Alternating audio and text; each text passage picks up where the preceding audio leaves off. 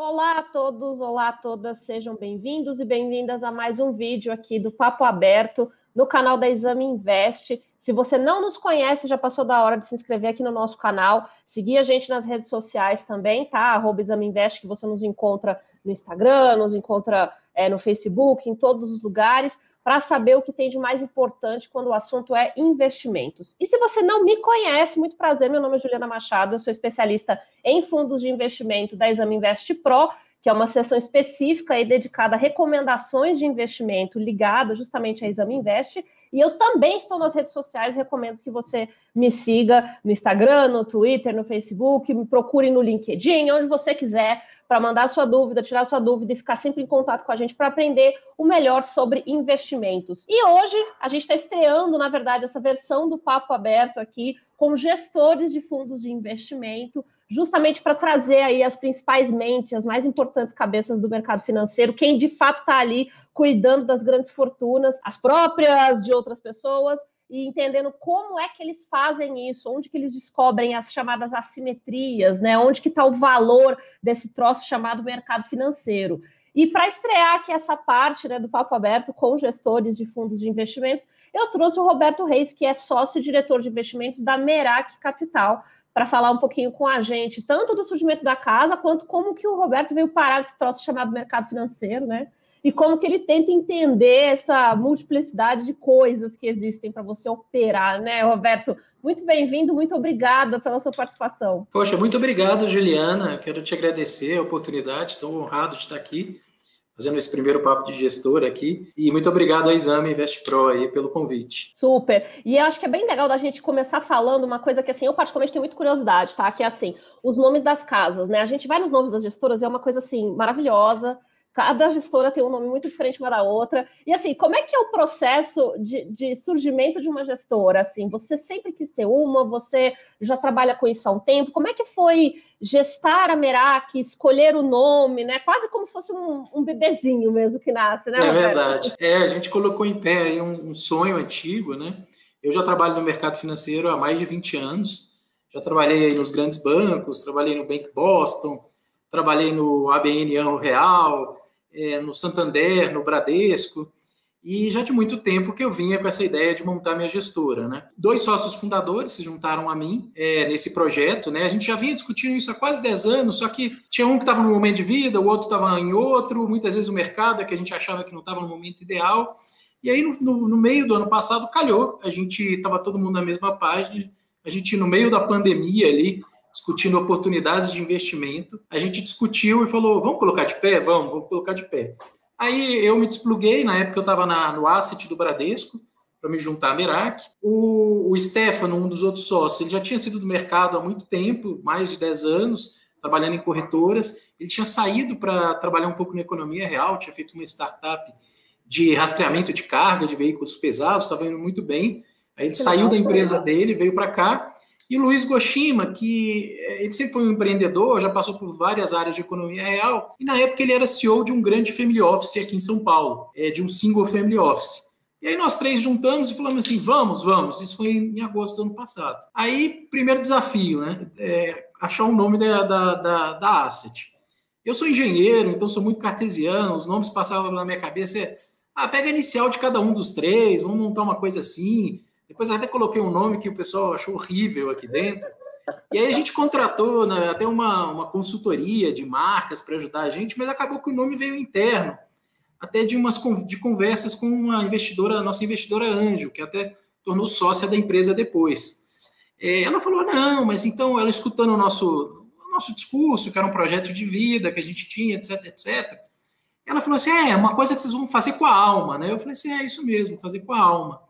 E aí veio o estalo. Merak é uma palavra grega que é tudo que a gente faz com a alma, que deposita a alma no que faz.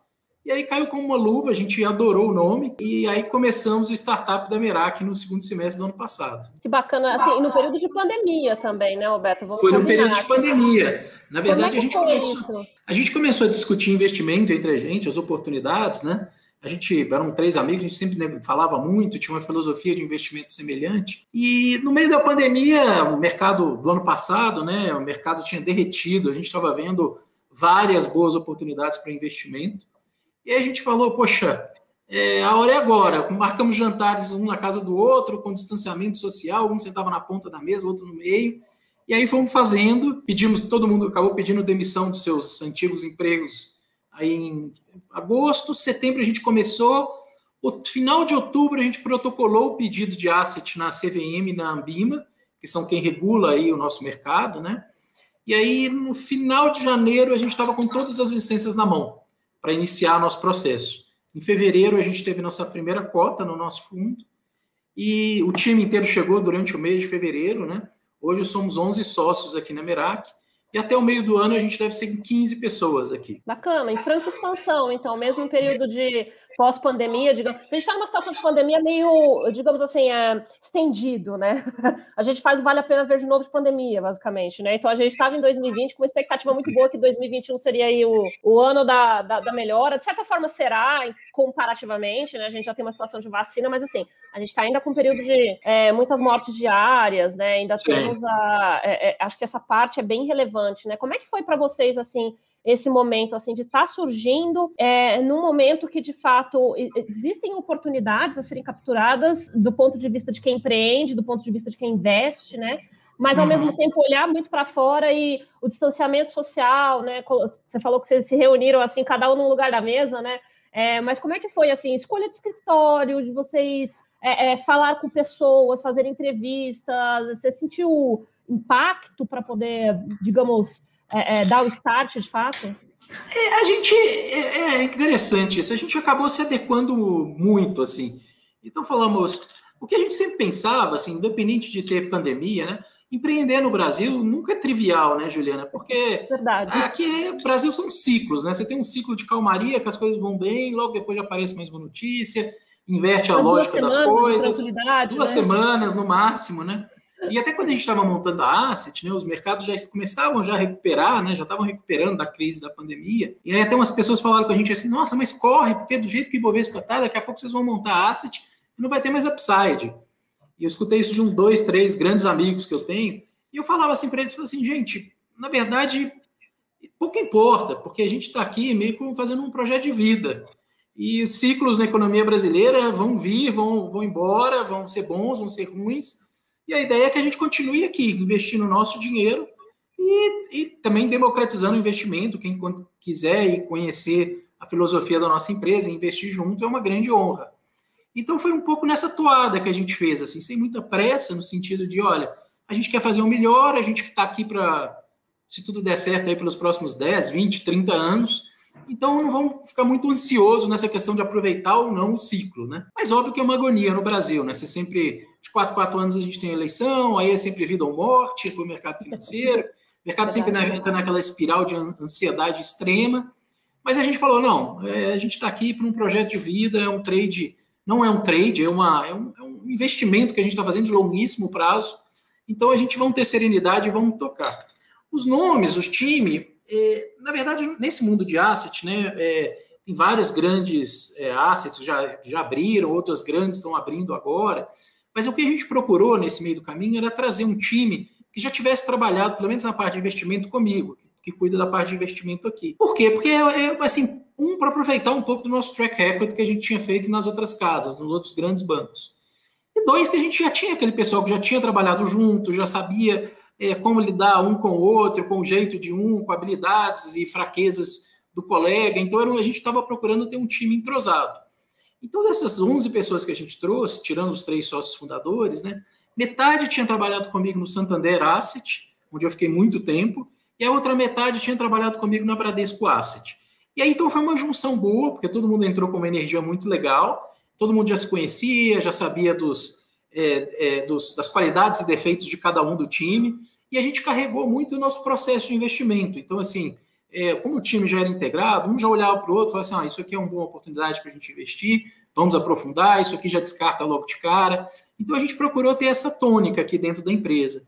E tirando o que eu acho que clima, né, Juliana? Assim, o clima, às vezes, no mercado financeiro é um pouco hostil, as pessoas muito enfurecidas, tal, mas a médio prazo é muito desgastante isso. Então, a gente procurou fazer uma coisa onde, de fato, né, sintetizando um pouco do nosso nome, a a gente colocasse aqui as melhores práticas, a nossa força de vontade de estar aqui, de produzir, etc, etc, mas respeitando muito o clima e a qualidade das pessoas que estão aqui. Então, uma coisa que a gente brinca aqui na empresa, que a gente fez um mantra, que é a democracia da palavra. Então, todo mundo fala sobre tudo, todo mundo opina sobre todo o investimento que a gente faz, as discussões são amplas, a gente às vezes entra para discutir 8 da manhã, 8h30, né, quando a gente começa a reunião de caixa, meio-dia a gente ainda está discutindo um investment case, não chegamos a conclusão nenhuma algumas vezes, mas é muito legal essa dinâmica. Então, a gente está numa fase de lua de mel. E aí, desde que a gente começou, graças a Deus a gente começou bem. Mês passado a gente teve um mês muito forte aqui de performance, então estamos super animados aqui. Maravilhoso. É bem legal porque você trouxe 2 pontos que eu acho que fazem bastante conexão quando a gente está falando de investimentos, né? Acho que o primeiro deles é, de fato, essa questão da perenidade, né? Então, de vocês terem aí essa cabeça de, não exatamente de trade, né? E que não significa não aproveitar as oportunidades, mas, de fato, ao criar uma gestora, você está pensando numa existência de décadas, né? A ideia é que daqui a 10 anos, 20 anos, a gente possa voltar a se falar, né? A Merak, destaque da década, enfim. Não vejo a hora disso acontecer. Pois é, então acho que essa é uma cabeça muito importante para o investidor, na verdade, de bolsa de valores e de fundos, né, em linhas gerais. A gente insiste muito, né, no cara que vai investir em fundos de investimento. Eu aqui como especialista, que recomendo, separo ali os fundos que a gente gosta, traz as pessoas para conversar. A gente tenta incutir muito essa ideia do longo prazo nas pessoas. Muita gente acha balela, mas é a forma de você justamente fazer o segundo ponto que você comentou, que é a questão das crises, a parte cíclica, né? Você reduz o impacto da volatilidade. Isso para qualquer mercado, né? Vale para mercado muito instáveis como o Brasil, mas vale para economias como da Suécia, assim, não importa, né? A ideia é que qualquer volatilidade você consiga diluir ela no tempo. É a sua única forma, né, de você garantir, além da diversificação, é o prazo ser mais longo para aqueles impactos, né, sobretudo esses estrondosos, como foi em março do ano passado, não ficarem ali corroendo os seus ganhos, né? Eu acho que isso é uma parte bem importante, né? Eu acho que investir, como várias coisas na vida, né, a gente tem que procurar ter um controle emocional muito grande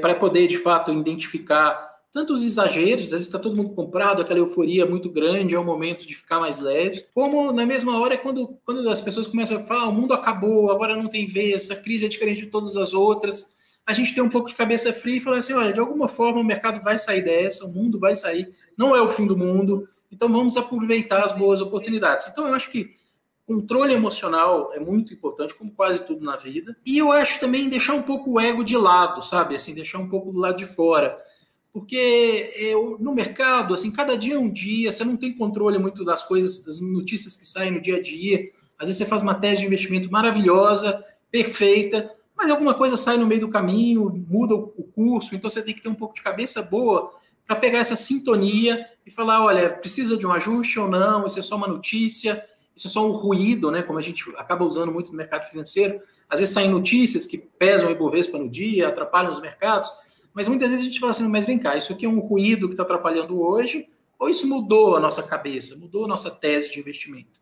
Então é um exercício diário que a gente tem que fazer, mas que é muito legal, é muito divertido e a gente está muito empolgado. Com certeza. Eu imagino e acho que eu queria muito saber de você agora, assim, como eu e todo mundo que está vendo a gente, né? Eu tenho certeza que um dos maiores interesses é muito saber de que maneira, afinal de contas, vocês ganham dinheiro, né? Qual que é o grande DNA da Merak? E aí eu queria que você comentasse um pouquinho se também vocês já nasceram assim, com essa característica, se vocês têm a intenção de expandir, né? Tem muitas casas que nascem com uma estratégia específica ali, né? Muito, sei lá, voltada para um mercado especificamente e desdobram, né, em outros fundos com outras estratégias. Como é que está um pouco essa parte, Roberto? A gente nasceu com 2 fundos aqui na Merak, né? Um fundo de ações que chama Long Bias, que é um fundo que está preponderantemente comprado em bolsa, mas que a gente pode fazer ajustes. A gente brinca que aqui nosso fundo Long Bias, ele está 65% investido na média.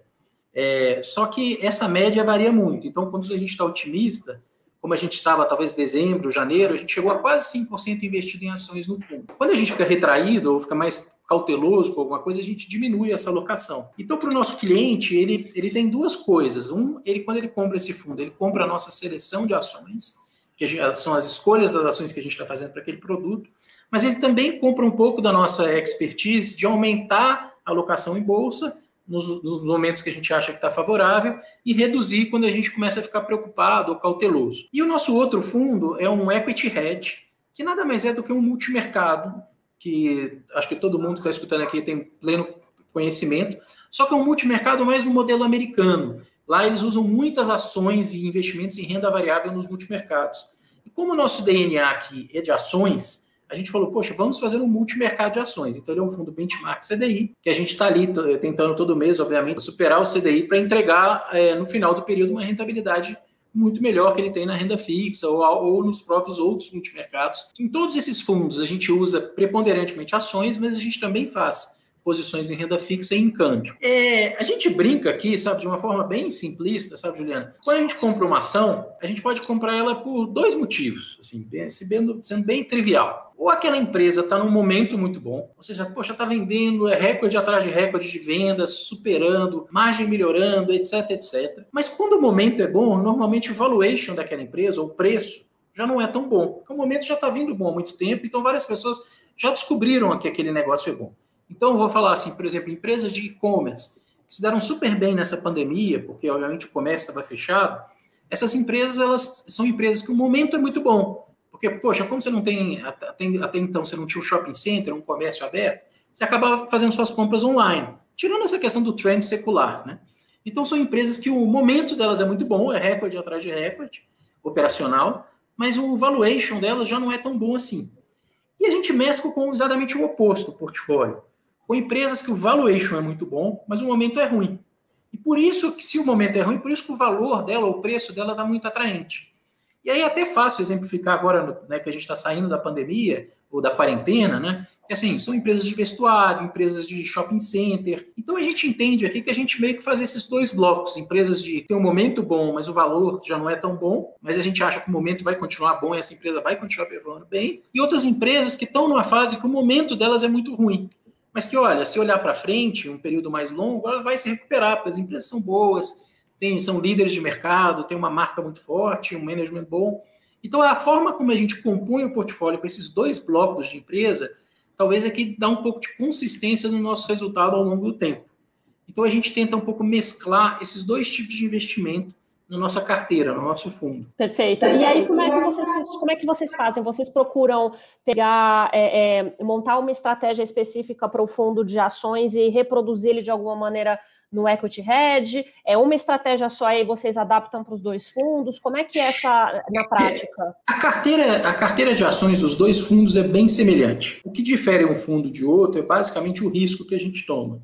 Então, o nosso fundo low bias, ele é um fundo para aquelas pessoas que estão com objetivo mais de médio ou longo prazo de retorno e que aceitam mais a volatilidade ao longo do tempo.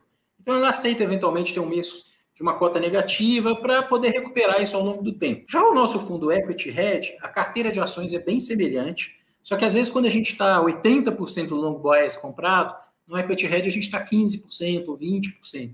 Então, ele tem um risco menor. Então, eu acho que o ideal é para quem procura retorno de mais curto prazo, ou seja, para aquele investidor que fica olhando a cota do fundo todo dia, não aceita ter um para trás, que é muito ligado nessa questão de... Ele quer ganhar dinheiro, mas ele é muito ligado em preservação de capital. Ele não aceita perder ou ter baixas expressivas. Então, eu acho que esse fundo, para esse investidor, é o Equity Hedge. Ou, talvez, como todo mundo talvez deve pensar, uma combinação entre os dois. Eu vou ter um dinheiro que eu estou ligando um pouco mais de preservação de capital e vou colocar uma outra parte do meu dinheiro num produto que tem um pouco mais de volatilidade, um pouco mais de risco, para eu poder, de fato, ter ganhos de capital mais expressivos nesse produto. Que a gente aqui entende, o mercado confunde muito essa questão de volatilidade e de risco, né? E tem várias teses falando sobre isso e tal. No nosso conceito aqui, quando a gente fala de risco, risco para a gente perder o capital, ou seja, é o risco de perda permanente de capital. Isso para a gente é risco. Ou seja, você comprar uma empresa que amanhã pode cair 50%, 60% e talvez nunca mais se recupere. Então, isso para a gente é risco. Isso a gente tenta evitar ao máximo, esse tipo de investimento.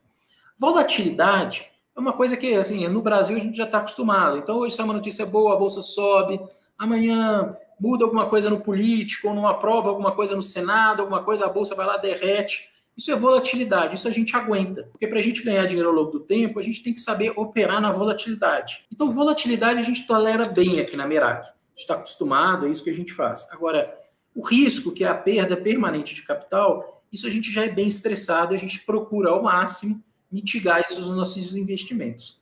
A gente começou com esses 2 fundos, Juliana. Eu não sei se no futuro a gente vai ter mais fundos ou não. Acho que hoje não passa na nossa cabeça. Hoje o nosso foco aqui é executar muito bem esses 2 fundos, que são semelhantes, né?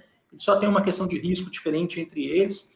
Mas a ideia nossa é poder perpetuar esses 2 fundos e criar um track record consistente para a gente e para os nossos clientes que estão investindo com a gente. Maravilhoso. É bem legal, na verdade, poder acompanhar esse momento, né, da gestora em que ela está chegando, justamente porque algumas já têm uma visão ali para frente de ser uma grande gestora, vamos supor, um shopping center, né, uma hub ali de vários fundos com diferentes estratégias, e tem aquelas gestoras que têm um DNA muito claro, muito específico e querem continuar trabalhando com aquele DNA. A gente brinca que não tem certo e errado, né, Roberto? Você bem sabe como eu, e acho bacana poder acompanhar justamente esse enfoque que a gestora tem ali no começo dela, né? Se é de fato desenvolver primeiro esses produtos, se é desenvolvê-los, claro, mas também já olhando para frente, enfim. O futuro vai nos dizer, né? Se a Merak terá aí outras coisas a mais aí na prateleira para os investidores. O começo da gestora é uma fase sempre muito crítica e de muita apreensão dos investidores, porque normalmente é a chance que os gestores têm de colocar, de fato, uma boa impressão no mercado, né? Então, apesar do time aqui já ter muito cabelo branco, já está no mercado há muito tempo, já calejado, etc, etc, agora a gente está começando o nosso projeto. Então, para a gente é muito importante ter um primeiro ano sólido, um segundo ano sólido, para, de fato, a gente achar o nosso lugar e se posicionar muito bem. E, de fato, você sabe que tem até um estudo, uma vez que eu vi, que normalmente os 3 primeiros anos de uma gestora, na média, eram os melhores anos do que várias gestoras em diferentes momentos. Eu acho que todo mundo nasce com aquele negócio, não, a gente tem que dar certo, é o trade, é o investimento da nossa vida, vamos fazer isso da melhor forma possível. E aí acaba que às vezes o primeiro, o segundo, o terceiro ano das gestoras que estão nascendo são muito fortes. Então eu acho que tem sim a gente do nosso lado aqui um engajamento muito forte para fazer isso acontecer. Bacana. É interessante também de notar justamente isso, assim, essa cabeça, né, olhando muito para o futuro, para essa visão de persistência, né, e a ideia de vocês estarem aqui daqui a 10 anos, afinal de contas, o dinheiro de vocês também está na Merak, certo? Sem dúvida, sem dúvida. Esse negócio, assim, o nosso mercado mudou muito, né, Juliana? Assim, no passado, né, olhar 15 anos atrás ou 10 anos atrás, era muito difícil para um time sair de um banco e montar uma gestora, porque a distribuição ainda era muito centrada nos grandes bancos, né? E como todo modelo de distribuição do mundo mudou aí depois da Amazon, né, que fez um hub, uma plataforma que vende produtos de diferentes categorias para o mundo inteiro, o mundo de investimento também está mudando muito. Então, assim, hoje a gente tem as grandes plataformas digitais que colocam ali os produtos, fazem due diligence nas gestoras e comercializam. Então, o investidor ele não tem que ficar mais o que era no passado preso a um grande banco tradicional para poder escolher os melhores fundos.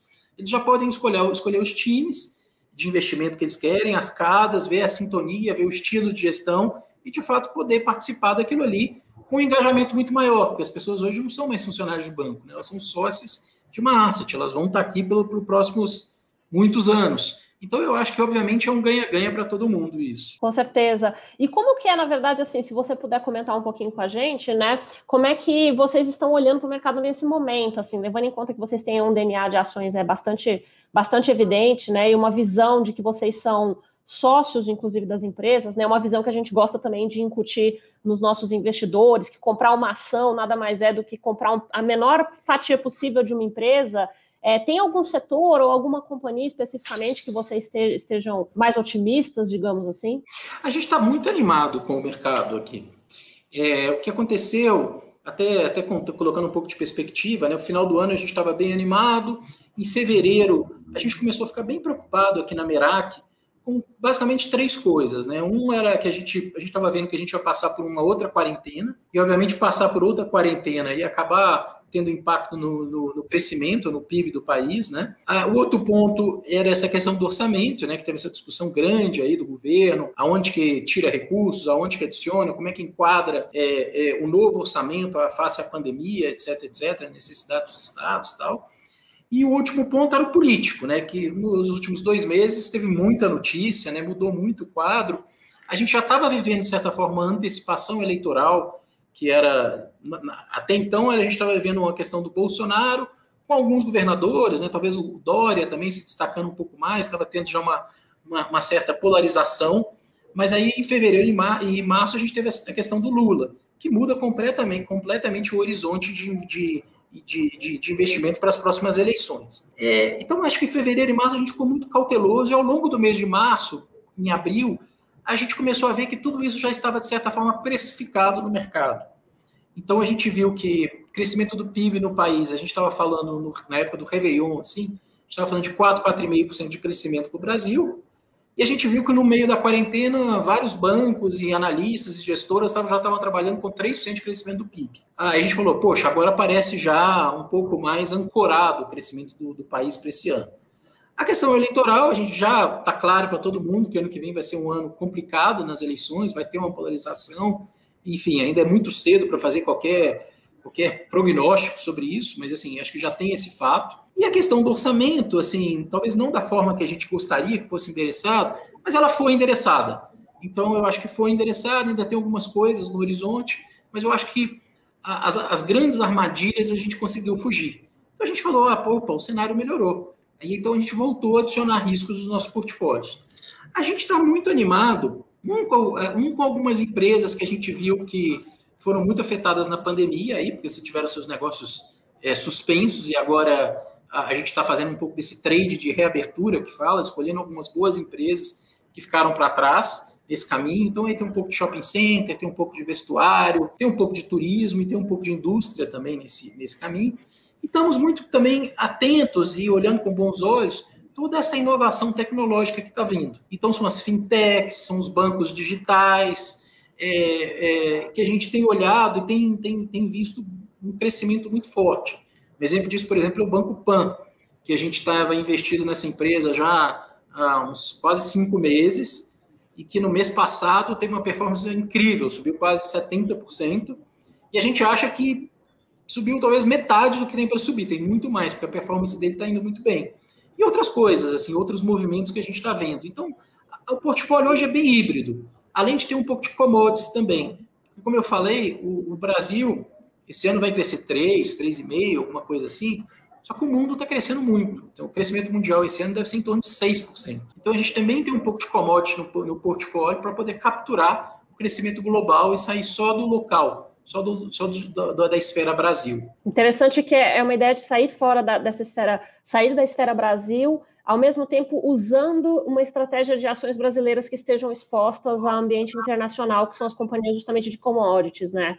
Que é uma forma bastante interessante e que faz a Merac ser bastante acessível também para o pequeno investidor aqui, né? Dado que se vocês se concentrassem demais lá fora, né, vocês acabariam ficando aí para investidores qualificados, eventualmente, né? Isso mesmo, a gente é bem democrático aqui nisso, a ideia foi ter produtos bem democráticos, a partir de R$1.000 de investimento, e na verdade, o nosso conceito era trazer os grandes investidores para a Merac, que a gente fez essa primeira rodada de investimento já, e agora poder democratizar, ou seja, dar acesso aos pequenos e novos investidores, a ter acesso a investirem com grandes investidores, né? Eu acho que eu acabei não mencionando, mas a gente tem uma quarta sócia investidora capitalista na Merac, que foi quem nos ajudou a viabilizar todo esse projeto, que é a dona Lia Aguiar. A dona Lia, ela é filha do senhor Amador Aguiar, que foi o fundador do Banco Bradesco lá atrás. A dona Lia, o Luiz Goshima, na verdade, que é um dos sócios fundadores, ele era CEO do Family Office dela. E quando a gente conversou para montar a Asset, ele falou, tá bom, vamos montar. Ele, naquela hora, ele tinha 2 desafios ao procurar a dona Lia. Um, pedir demissão do Family Office dela, e outro, ver se a dona Lia não seria a nossa investidora anjo, se ela não toparia dar o que chama no mercado financeiro de o seed, né, que é a semente inicial, ou seja, dar o dinheiro inicial para a gente montar nossos fundos. E aí, para nossa grata surpresa, ela achou o máximo o projeto, ela é uma senhora, e ela ficou muito, muito interessante, e falou assim, mas eu quero ser sócia também. E a gente falou, não, mas eu quero ser sócia. E naquele momento ela comprou da gente, ainda no PowerPoint, uma participação de 25% na nossa gestora. Então a gente brinca aqui que várias das gestoras novas hoje estão nascendo com participações de alguns bancos por trás, né, ajudando as gestoras a nascer nesse primeiro momento. E a gente não nasceu com nenhum banco por trás, a gente nasceu com uma banqueira, que ela foi a grande inspiração nossa e a grande sócia que a gente teve nesse trabalho de colocar a gestora de pé. Na época, ela deu um seed que era pouco mais de 600 milhões de reais. A gente conseguiu levantar com outras grandes famílias que também toparam e serão os investidores anjos da Merak, mais 700 milhões. E a gente começou a Asset em fevereiro com 1 bilhão e 300 milhões de reais nos 2 fundos que a gente tem. E por si só já foi um sucesso muito grande, assim, já é muito dinheiro para começar um projeto, né? A gente agradece a confiança dessas famílias e tal, mas como a gente já tinha centrado em grandes famílias, a gente pensou, bom, seguimos nessa toada de fazer captação só de grandes famílias ou vamos democratizar? E aí, unanimamente, inclusive pela dona Lia, falou assim, não, vamos democratizar o acesso. Então, a gente colocou os tickets de entrada bem baixos para que todo mundo pudesse, se desejar, obviamente, participar dessa jornada junto com a gente. Maravilhoso. É muito bacana também, isso que eu queria até aproveitar esse gancho, né, para perguntar para você, olhando muito para essa questão de futuro mesmo, né? Então, quando vocês estavam ali gestando ainda, né, procurando o seed money, construindo o que seria a Merak, né? E como é que vocês imaginam a Merak daqui para frente? Eu acho que a gente tem aí um caminho bem importante em relação a essa sobrevivência das gestoras com um ambiente cada vez mais competitivo, né, Roberto? Eu acho que você, melhor do que eu, sabe, aí com 20 anos de experiência no mercado, como essa competição e como o mercado financeiro mudou, assim, estrondosamente nos últimos anos, sobretudo, teve uma aceleração, com uma descentralização, de fato, aí das plataformas, e, de fato, colocando outras pessoas aí para dentro do mercado financeiro. Como é que você imagina, né, a Merak daqui a 10 anos e o que vocês imaginam que vocês tenham de diferencial para, de fato, atrair o interesse das pessoas aí para um fundo de gestão ativa, com a chegada de ETFs baratos, com o próprio investidor podendo ir diretamente à Bolsa de Valores? O que a gente pode dizer para as pessoas aqui? É um bom ponto. A gente aqui é muito animado, né? Senão a gente não teria montado a gestora, né? Eu brinco que, assim, da mesma experiência que a gente teve nos últimos, sei lá, na última década, ou nas últimas 2 décadas, né?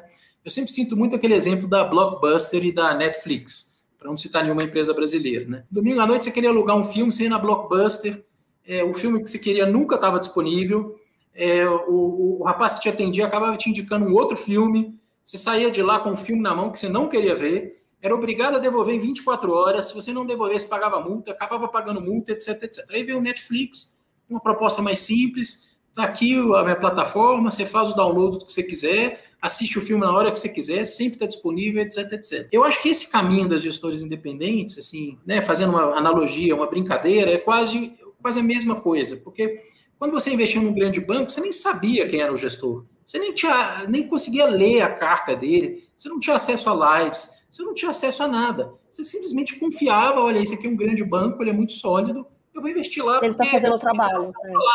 Mas se o gestor era bom ou ruim, na prática você nem conseguia ver, você nem sabia. E se trocava o gestor, trocava o analista, você também passava despercebido, ninguém ia te mandar um e-mail falando, olha, o gestor do banco saiu, agora é um outro gestor, mudou a filosofia do fundo. Como investidor, você não tinha acesso a isso. Na prática, o investidor pessoa física, até pouco tempo atrás, nem tinha acesso aos melhores fundos, né? Porque, muitas vezes, os melhores fundos dos bancos tinham você tinha que entrar com R$1 milhão ou R$2 milhões, então você nem tinha acesso a isso. Então é muito legal e muito transformador isso tudo que está acontecendo. Algumas pessoas até atribuem, não, isso é porque a Selic caiu muito, quando a Selic voltar a subir, talvez as gestoras independentes vão sofrer. Eu acho que não, eu não acho que é uma questão de Selic ou não. Eu acho que é um movimento que começou, dificilmente ele vai mudar. Assim, vão ter boas gestoras, como todo bom negócio, algumas gestoras vão sobreviver, outras não vão. A gente brinca que é muito importante para a gestora que está começando, ela ter um patrimônio inicial suficiente para, a gente brinca que é como se fosse na praia, para você passar a arrebentação das ondas. Porque senão você fica ali e não consegue passar a arrebentação das ondas e depois é que o mar fica gostoso, fica calmo, que você pode se relaxar ali dentro, né? No nosso caso, assim, a gente foi muito feliz de ter a dona Lia como sócia e investidora anjo nosso. A questão não é só a gente ter começado com 1,3 bi. Óbvio que isso é importantíssimo, mas o que facilitou muito para a gente foi a atração das pessoas. Quando eu fui conversar com as pessoas que eu tinha trabalhado antes, explicava o projeto, como o projeto estava nascendo, já robusto, já com seed money relevante, etc, etc. Todo mundo que olhava para a gente pensava assim, olha, esse projeto vai dar certo, porque ele já nasceu num tamanho que ele vai dar certo. Então a gente conseguiu atrair quase todos os talentos, na verdade todos os talentos que a gente quis, a gente não teve nenhum não. Todo mundo que a gente convidou, de fato, para vir para a Merak, para trabalhar com o nosso projeto, para ser nosso sócio, a gente teve, foi unânime, foi 100% de aceite. Então, eu acho que isso ajudou muito a gestora em duas coisas. A gente conseguir fazer tudo aqui do bom e do melhor, seja de estrutura, de sistemas, de computadores, de os diferentes sistemas que a gente usa aqui para nos ajudar como ferramentas de gestão, e para trazer as pessoas certas, porque o grande valor de uma asset, assim, são as pessoas, né? O time que você compra, né? Exato. Diferente, talvez, de uma indústria de petróleo, de minério, você tem que ter uma reserva, você tem que ter uma máquina pesada que vai escavar o chão, vai tirar o petróleo, etc. Gestora, você não tem isso, você tem que ter cabeças boas, motivadas e alinhadas. Então, eu acho que isso a gente conseguiu fazer aqui. Então, eu acho que são duas coisas. Eu acho que é importante para a gestora nova ter uma performance boa, né, obviamente, conseguir passar essa arrebentação de captação inicial, para as pessoas terem um certo conforto, conseguir atrair talento, conseguir pagar bem o time, remunerar bem o time, para que, de fato, isso vire um projeto de vida. Eu acho que esse é um pouco do nosso diferencial e espero que o nosso outro diferencial seja o nosso estilo, aqui de querer fazer, a forma que a gente estuda as empresas, a forma que a gente se dedica. E a combinação do nosso portfólio, como eu estava te falando, e o equilíbrio da gente ter assim, posições que são mais voltadas para curto prazo, posições que são mais voltadas para longo prazo, e uma combinação também, sempre pensando o que pode dar errado. Porque assim, o que a gente mais vê é fazer uma tese de investimento linda e no meio do caminho a gente acabar, ou o país ou a empresa se desviar daquela tese de investimento inicial. É verdade, até porque essa questão de desviar do objetivo principal, eu diria que é um dos aspectos bem importantes do investidor quando ele vai analisar fundos. A gente também insiste muito nisso, de que a consistência é um dos principais botes salva-vidas e uma das principais estratégias de sobrevivência das gestoras, né? E você só consegue atestar a consistência acompanhando a casa, de fato, tendo um track record aí com o passar do tempo, mas também acompanhar as cartas, né? Ver as entrevistas da pessoa com quem você quer investir, né? Ter esse mesmo cuidado que você tem na hora de contratar alguém para fazer um serviço na sua casa, você vai contratar alguém para cuidar do seu dinheiro, né? Alguém que tem mais ferramental do que você, mais experiência e mais disposição, afinal de contas, você está aí sentado todos os dias, né, Roberto, olhando para o mercado e tentando entendê-lo. Então, é uma forma excelente, mas depende das pessoas também terem esse interesse de irem atrás e de compreenderem onde elas estão deixando o dinheiro delas, né? Isso é essencial. Sem dúvida. As pessoas, às vezes, para ir no médico, pegam 4, 5 referências e muitas vezes para investir acaba olhando o que foi a performance passada simplesmente e vai lá e investe. Não é bem assim. Como tudo na vida, a gente tem que fazer um processo de seleção, ver quem são as pessoas, quem está por trás daquele investimento e qual que é a filosofia, né? O investidor brasileiro, na verdade não é só o brasileiro, acho que é do mundo inteiro. Quando você conversa e faz uma pesquisa e fala assim, mas qual é o seu objetivo de investir aqui? Você quer preservação de capital? Você quer um produto que te dê mais retorno? Você aceita a volatilidade? Todo mundo fala unânime, aceita a volatilidade, aceita o risco, quero o retorno. Mas aí, às vezes, o Ibovespa, o mercado tem um mês ruim, as pessoas já vão lá e já se apavoram, quando não era para apavorar. O caminho nunca é retilíneo, né? O caminho do mercado é cheio de altos e baixos, mas é importante ao longo do tempo ser gerando valor, né? Então eu acho que é muito importante isso. E isso que tem de legal, né? No passado a gente até mencionou o que eram as cartas de gestão, e hoje em dia, como tudo na vida está mudando muito rápido, né? Então, assim, as assets já tem Instagram, já tem LinkedIn, já divulga as ideias e os estudos de uma forma muito mais democrática, de uma forma rápida. Então, isso tudo é muito mais legal para as pessoas irem acompanhando o trabalho das gestoras. Então, eu acho imprescindível esse trabalho. É verdade. E, Roberto, queria muito aproveitar aqui agora, né, que a gente já está encaminhando para mais ou menos 40 minutinhos de vídeo, em que a gente pôde compreender tão profundamente aí desde daquela primeira semente ali, né, da Merak, até de fato para onde vocês estão olhando e onde vocês querem chegar, né? Queria que você pudesse deixar agora um recado, assim, uma mensagem para quem estiver assistindo a gente, lembrando que a internet fica aqui 50 anos, né? Então, assim, para daqui 10 anos eu poder te falar, olha essa mensagem aqui, há 10 anos que você falou. Bom, eu primeiro eu quero agradecer você e a Exame Invest Pro aí pelo convite. Segundo, eu acho que a mensagem que acho que tem que ficar na cabeça dos investidores, né? O investimento é sempre feito de ciclos. Eu acho que é muito importante a gente começar no ciclo, mas a gente de fato ter a cultura do investimento.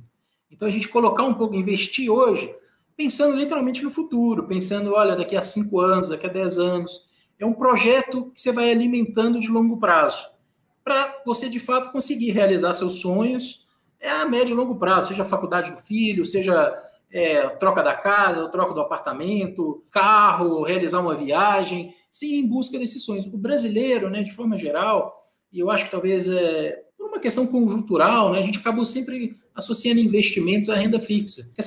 O CDI aqui sempre era tão alto, então realmente não fazia muito sentido você sair do CDI alguns anos atrás para buscar um pouco mais de investimentos diferentes. Mas isso mudou. Hoje a gente se aproxima muito mais ao que é o primeiro mundo. Os Estados Unidos, por exemplo, as pessoas têm essa cultura de investir em renda variável já há anos, né? Aguentam essa volatilidade.